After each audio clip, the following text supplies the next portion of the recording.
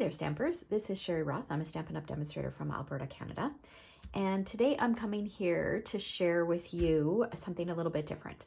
So one of the things that I like to do is I like to put together page kits. And sometimes that will include just some pattern paper with printed photos that I know I want to use with that paper, any kind of coordinating embellishments that I might want to use. Sometimes I go through my scraps and I'll put together a kit, which is what today's is. So I had done this background years ago using a now retired stamp set called Forever Fern from Stampin' Up! But you could use this same technique and do any kind of leaves or floral images. You could do a border like this. So I basically went around and I stamped the edges with several different images from that stamp set, and I'll go through the colors in a minute. But I obviously did that to share a technique for a class, and then I didn't end up needing to use the background for the rest of the layout. So I set it aside. Like I said, this was years ago. Forever Fern retired quite a number of years ago. I set it aside because it's a beautiful background and I knew I would put it to use at some point. And then I was going through my photos and I had printed off this photo and I thought the colors would work perfectly with this. So I added the photo to it and then I went through my stash and pulled out some additional pieces. So again, these are from something that Stampin' Up! Carried years ago. They were just leftover gold foiling and like die laser cut pieces. So I had 2 of those left. I included those in the kit. And then not too long ago, I shared using our pearlized accents on these fun little wood elements. Now the pearlized accents and the wood elements, I believe, are still available. I know the pearlized accents are. The wood elements, I think they're on the last chance list. So I had shared that in another video as well. So oftentimes when I film videos, I will share an idea, but I already have another one done. So I always end up with lots of leftover bits and pieces. So those things work really well to come together to put together page kits. So I thought I would put together one of those page kits for you today. All right, so I am going to go ahead and speed this up and I'll talk you through my process as I go. Okay, so I grabbed some of this DSP from, I believe it's called the Country Woods DSP pack. The strip was already the right size. This second piece is from the Hello Spring Paper Pumpkin kit, which I had been working with. It was a leftover from a card base. And then I've got a couple shapes. I showed you the package of green scraps. This die shape is from the Nested Essentials dies, and it was in my garden green paper scrap piece. So I grabbed that, and then I pulled out the Greetings of the Season dies, which are one of my favorite dies. They're on the last chance list. At the time of filming this video, they were still available.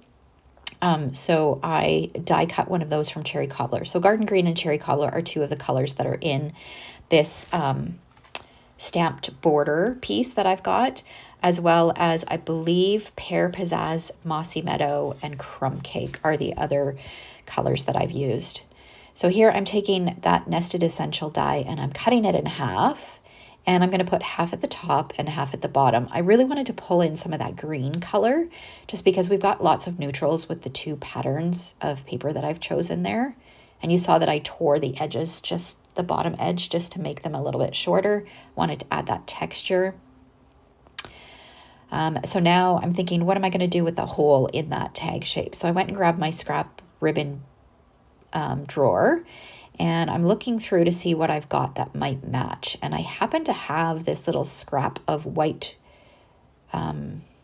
burlap polka dotted, or burlap white polka dotted ribbon. I didn't want the white polka dots, but I could put it in backwards or upside down or whatever, however, so that the polka dots didn't show. I fed it through the hole. I struggled a little bit because the hole is so small and it's quite a thick ribbon. Then trimmed off the edges, and then I will wrap it around. Now I looked in my twine drawer and I do have some garden green twine, but I didn't want to use garden green. And then I remembered I had some gold accents that I was adding to this layout. So I thought, let's use some gold. Now this is a retired gold trim. It's not the one that we currently carry. I will link in the description anything that is still available or something similar. And I'll link the name of this or I will post the name of the stamp set that I used in case you can find it, or maybe you have it. Unfortunately, it's not available through Stampin' Up! Anymore.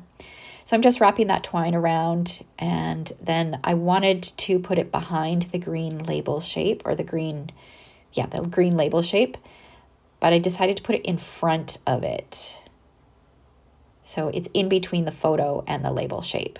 And I love that it brought that pop of cherry cobbler into the mix. So now I'm going to just adhere my layers.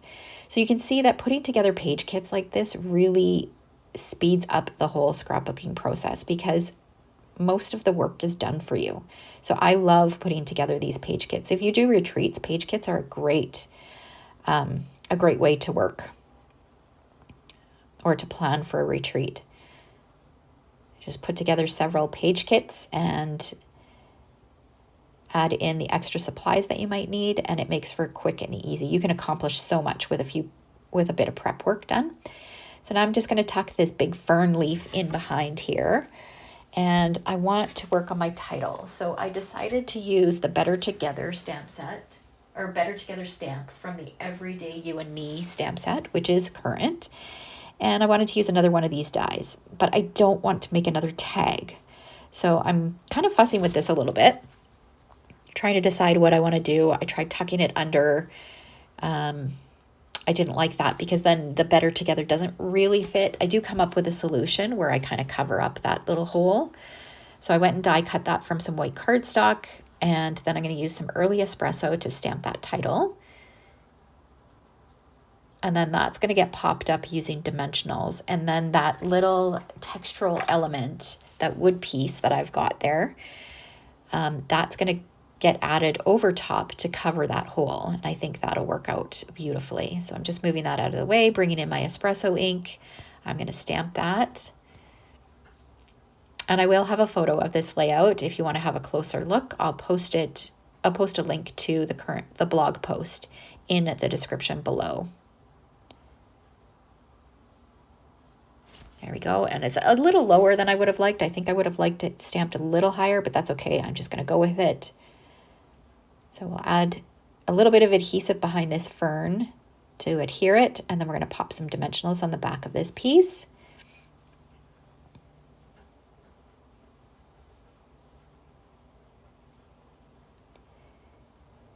I have to look up the year of this photo. It was a long time ago. My son has full-on facial hair now, a beard, and yeah, he just looks so young in this photo.